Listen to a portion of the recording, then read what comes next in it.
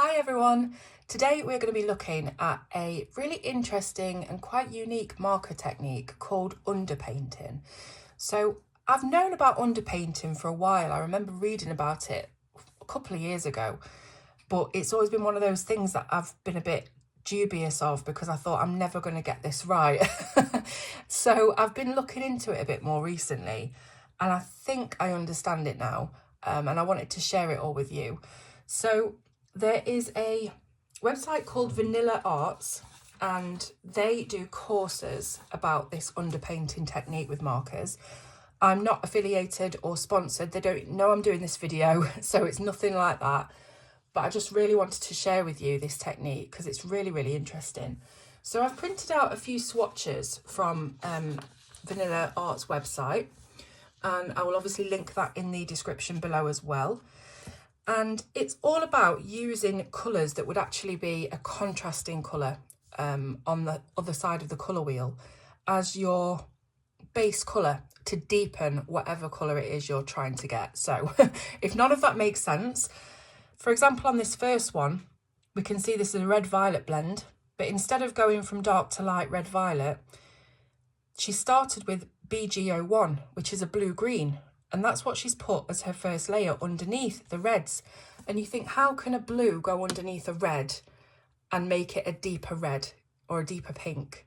It makes no sense in the brain, but it actually works. And I'll read out a little bit about it in a minute. And like this one here, this is green. And we've obviously got the YG colours from the Copic markers, which is the yellow greens. But underneath it is a red violet, and that makes the deeper green. And then on this last one, we've got a violet blend, but instead of having a really deep violet as the darkest colour, we've got a Y, which is a yellow. So it's kind of like mind-boggling, but it works. It's crazy, but it's really cool. So I'm just going to read out to you a bit of info that I've printed off from the site because I'm crap at explaining things. So if I read it out, then hopefully you'll understand better and it'll be better for everyone. So first, understand that with underpainting, we always colour dark to light. This method does not work light to dark. Real shade is not darker colour. Real shade is desaturated colour. And that sentence is really key, and it's underpinning everything about this technique, is that you're not looking for a dark medium light like we've maybe been trained to do when we're colouring with markers, dark medium light. You're trying to get a desaturated colour. And usually I would do that with greys. I would desaturate things with grey, and you can do that, no problem. But I'll carry on. To create the murky shade colours that Copic does not make, Vanilla Arts Company teaches online workshops using the underpainting method. Students learn to layer colours realistically rather than blend. Underpainting creates natural colours found in everyday life. You start with the underpaint colour. It's the top number listed on those blends I've shown you, and it will be an unusual colour which probably contrasts with the other colours in the blend. You lightly add the underpaint colour to the areas of your object which sit in the deepest areas of shade. Then use the darkest of the blending combination over the top of the underpaint. The blending combination should completely hide the underpaint colour. Continue filling the space, working through the remaining markers using lighter and lighter colours to blend and smooth out the darker zones. Does the underpaint colour match the other colours? No, that's the point. When we underpaint, we layer colours rather than blend colours. The fact that underpainting is blue, grey, violet or even hot pink is essential. Underpainting colours are chosen not for the colour they are, but for the colour they make. Does your underpainted colour look a little dingy or dirty? Then you've done it correctly. Real shade is not bright and vibrant. For accurate shade, you need this weird muddy colour. Mud is essential to realistic depth. So when we've been colouring with markers, or at least myself, I've always gone for the light, medium, dark, and the blend that goes from the darkest of that shade right the way up through the mid-tones to the very lightest tint. But that apparently is quite a flat way to colour.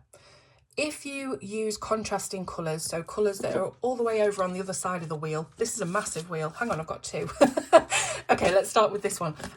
Colours that are on the absolute opposite side of the wheel to each other, so yellow, green and red, violet, they're called complementary colours, and I don't know why they call them complementary because they're actually really contrasting, but it's It's just a way to say that they're on the other side of the colour wheel to each other. But they apparently work best for this underpainting method. They create the mud. So we know that when we blend markers, if we blend two contrasting colours, it's going to have a horrible muddy effect. But that's what we're looking for, because underpainting helps us create more realistic shade.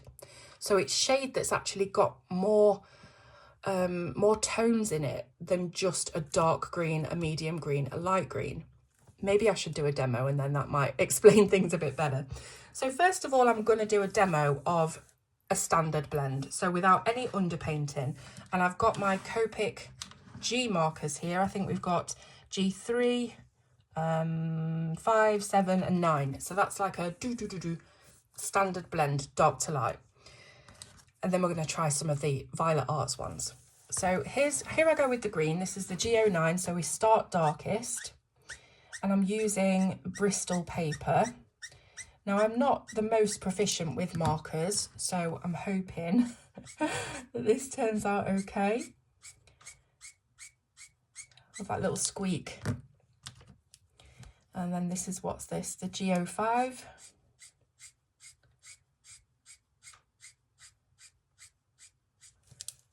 And I've opened the wrong side of the marker. G03. Now I think I've actually got, I'm just looking at the same time, have I got a G? I've got a G02, so let's even go further with the blend so that we can really see what it looks like from dark to light. I haven't got the, I've only got the G00, so that might not work, so I'll leave it at that. So this is your bog standard dark to light Copic blend in this green family. It's not a perfect blend, so don't get hung up on that. I'm not really trying to blend them beautifully, but anyway, that's the example that I can show you of that kind of blend. I'm going to recap these. I know you'll agree with me for stopping the video and doing this, because we all know how alcohol markers dry out, and I've done a video on Copic before about how I much prefer Ohuhu markers, because these tend to dry out a lot, and my Ohuhus never have. And this is a technique that you can do with any alcohol marker, so don't just think it has to be Copics. I know that Copic are somewhat more translucent than a lot of other alcohol marker brands, but it should still work at the end of the day. So that's our dark to light green. I'm going to grab that sheet back so that we can see this. She's called it Copic Banana Leaf, underpaint with RV to add depth to bright green. Okay, so we've got the greens here. She's asked for YG09, 07 and 06. So that's the ones that I've got here. There we go. And then the underpaint for this is RV02, which is red violet. Where are you? There you are, red violet. So crazy really that this colour will actually give real depth and dimension to green, but hopefully it will if I get it right. So I'm going to do it exactly as she said. So first we have the RV02, and this is a really light, it's called Sugared Almond, and I think that's the perfect name for it. Then we go straight over it with the YG09. I've got the wrong side again. Now, one of the things that it said on that text that I read was that you shouldn't be able to see any of the original colour. It should create a darker shade of the colour that you're using at the moment. And that's certainly true so far. I can't see anything that even looks like pink over here. And I just wonder whether you can make your own underpainting combinations. But I wonder if it makes a difference what tones you use. So maybe this Sugared Almond pink that I've put down is exactly the right level of saturation and the right tone to go with this green. I don't know. But I know it's a bit difficult to tell. Maybe I should do a, just use those exact greens that I've just used underneath. So let me write this down before we get all mixed up. So pen, right. So that was just basic green, right? This is green underpainted. Sorry about my handwriting. Underpainted with RV, okay? And then we're going to use exactly the same greens from this and do another blend underneath and just see what difference adding that pink has made. It's exactly the same.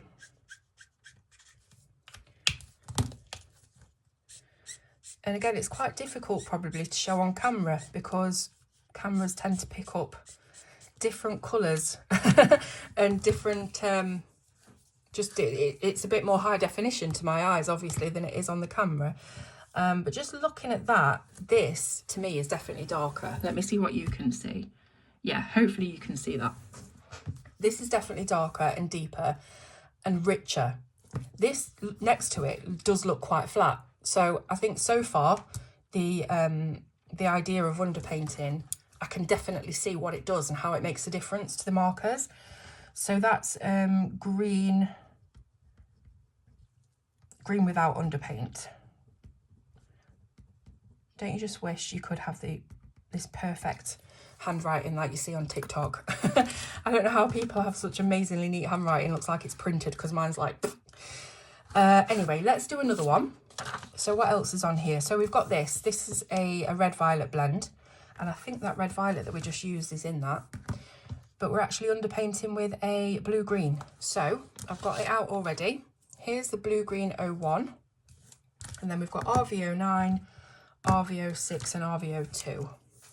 So let's put the blue green down first. That squeak's probably going to be really irritating to some people and just really satisfying to others.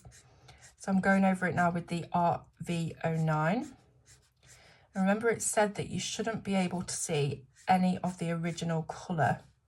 So I'm just wondering if it matters how many layers you do of the marker, because so far this is looking quite purplish to me. And then finally RV02, which is quite a lot lighter than that, so I might need to just work on this a little bit. Like I said, I'm not perfectly proficient with alcohol markers, and it might need another go over maybe. But yes, let's look at that then. So this definitely looks purple to me. I don't know what you guys think, but it's definitely deepened the colour. It's not blue anymore, and maybe if we put more layers on it might be even better. I don't know. This is just an experiment. I haven't taken a vanilla arts course, so this is just me seeing the technique and thinking, oh, I'd like to have a go at that without knowing, you know, the exact way to do it.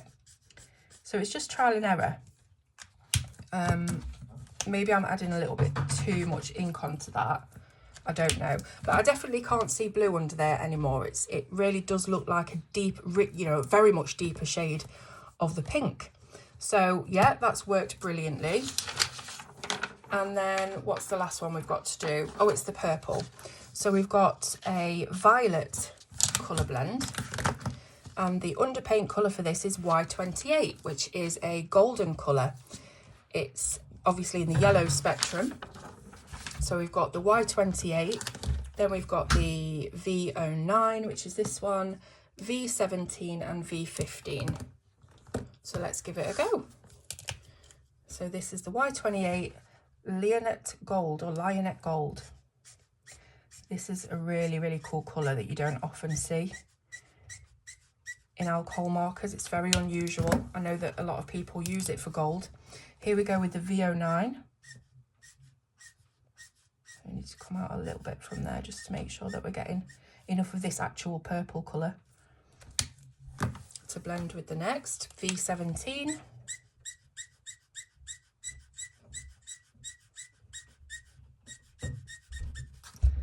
And V15. So I know that you need to give alcohol ink a little bit of time to do its job and blend. I'm one of these that wants to get in there and scrub that blend away, and it doesn't work. I've got no, even though I've done it before and I know that you have to give it time to settle, I tend not to have that foresight every time I'm doing it for some reason. I just tend to want to get in there. So looking at where this gold has been put, I'm just wondering if we should do another blend, but without that gold, so we can give ourselves another look at it. Look how rough these blends are getting. It's like when you're at school and the first page of your new exercise book was always pristine and the best handwriting, and then as you go further and further it just gets messier, or at least mine did. So we've got the V09, and then the 17, squeak, squeak, squeak, and then the 15. It's quite different in tone to the 17. Is there anything between the 17 and the 15? I'm not sure. Anyways, that's my quick rudimentary blend. And I think looking at this, that gold has definitely made a really interesting difference to the blend. Like, now that I'm looking at it, I can see what they mean when they say that a gradiated blend from dark to light is flat. I can see that looking at these next to each other. This has a richness, and I don't know, it's really hard to describe, and I'm really hoping that the camera is picking this up, because looking at the camera at the moment, it's not really getting the depth of the colours, but to my eye it looks really different. It's a lot, what's the words I'm looking for? It really does look as if you've got another colour in there, which I guess is exactly what this is. But you're seeing none of this gold whatsoever.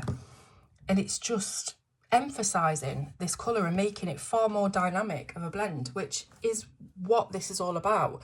We're trying to make our colour blends look more realistic than anything else. And we're creating this mud. We're using desaturation and contrasting colours to our advantage to make them look more in depth and interesting to the eye, I suppose.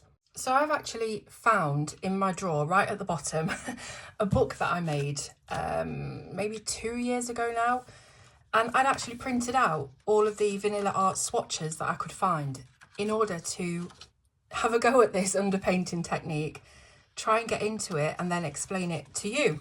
So there are loads, and they're all free to find online on the Vanilla Arts website, which I will link below. And you can just play around with them and have a go. I mean, it's so interesting, you know, to see all of the different colours that you can put underneath that you would never have thought of in your life. I mean, this is a brown, but it's got blue violet underneath. This is a really gorgeous teal green, and yet it's got a red as it's underpainting. You know, it's just, it's crazy. One thing that I have read, I can't remember where I read it, is that if you are colouring something that is alive and breathing, or, you know, has some kind of life to it, such as people or plants, fruits and things like that, you know, that kind of thing, nature, that's when you should use this kind of underpainting technique, because it creates a realism in your blends. But I think I read as well that if you're colouring something that is not alive, so like an inanimate object, use grey to underpaint it, because it sort of, it doesn't need to be given the richness of the depth of the blend, if that makes sense at all. You know, so just use grey, which you can do, and I've done that for a long time, using grey to desaturate and shade my colour in. But yeah, that's just another little tip. If you're doing something that is living, then it's really a really good idea to use the contrasting colour underpainting. I'm just wondering if I can find any examples of something that is not living in these. Okay, so, well, this doesn't actually tie in with what I was saying, but this is a coin, and it's got a blue-green underneath all of the E colours. So that's not what I was saying, is it? I wonder if there is one that's got that's got a grey underneath, that's an inanimate object, just so that I've not dreamt this. I'm sure that I've read that somewhere. So I can't see any objects yet. I mean, what is C10? What is C? Is that cool? That's a grey. That's a grey. So this is a sky, right? A night sky, and they've used a grey underneath the blue. So yeah, I don't know whether that backs up what I was saying, but there was something in there somewhere that makes sense. So anyway, that is my little, probably not very good explanation of underpainting with markers. And like I said, you don't need to use Copics. It's just that that's what Vanilla Arts use, and you know, they've got all of the Copic numbers there.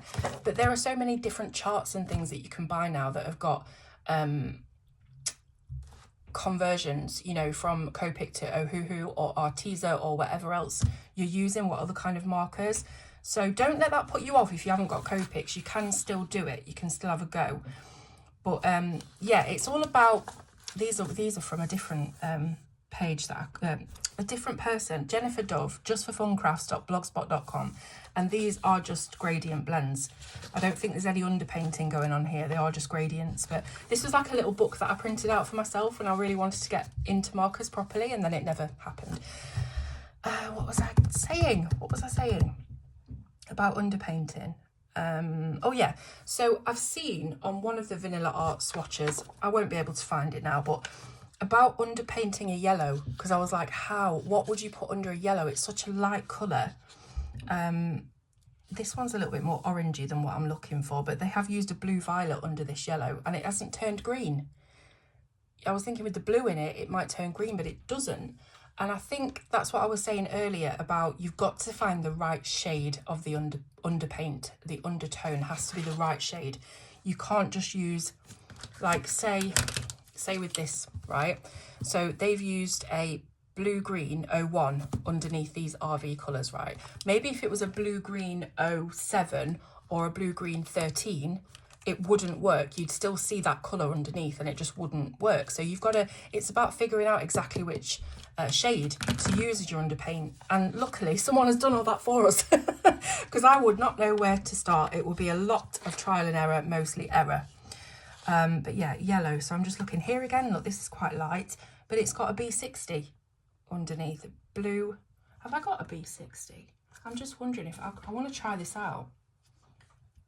I haven't got any of the B6s. What else? Let's see if I can find another one, because I'm curious now myself to actually give this a go. I need to find a yellow blend. This has got a W on it, so that's a warm grey, isn't it? Underneath the yellow, but grey, I can understand how that would work. I need something. What's this? BVOO. So this is a blue violet under a fairly light yellow. Let's see if I've got that. Where is my pad gone? It's here. Let's get to a different piece of paper. And I need BV00. What's the betting I haven't got it? BV.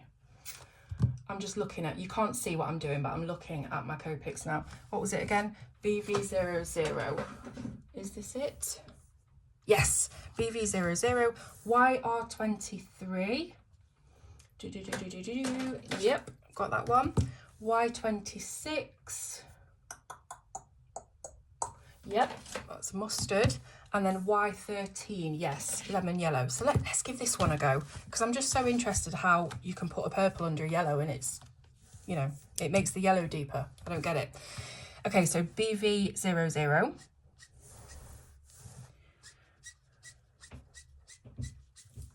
And then the darkest of the yellows, so that's Y26, right? No, it's YR23. YR23. Oh, wow. Just straight away, I can see that that's just made it deeper. It's not, it doesn't look like purple under yellow. Then it was Y26. This is like really exciting for me. It's almost like elevated colouring, you know? We've moved from basics. Now we're sort of going up the ranks into the intermediate and advanced colouring that's more arty-farty. But yeah, just obviously crap blend, I know, but just to see how that blue can, sorry, purple, wasn't it? How that purple deepens up the yellow. And you think, you know, you look at where is it? You look at a colour wheel. I've got about 300 colour wheels. You look at a colour wheel and you've got yellow and then you've got violet, and they're exactly the opposite. And you just, it's mind-boggling how this works, but it does. So yeah, I'm blown over by it really. And I want to do it more and more and get into the habit of knowing exactly what undertone I need for whatever marker. But but I fear that's probably many years away yet. So anyway, this was another Colour with Claire standard rambling video, as you're well used to by now. As I said before, we should probably change the name of this channel to Waffle with Claire, because that's basically what I end up doing. But if there was any kind of information in this video that you could pick out of all the waffling that has helped or interested you, or, you know, if you know more about it than I do, which is quite likely, let me know in the comments. Let me know if you've got any good tips about this, or if you know why it works to make a blend just look richer and better, I suppose, than a standard blend. I don't know how it works. I can't get my head around it, but it's cool. So thank you so much for watching. Yeah, just leave me a comment if you want to. I love to hear from you all. And I'll see you soon on Colour with Claire.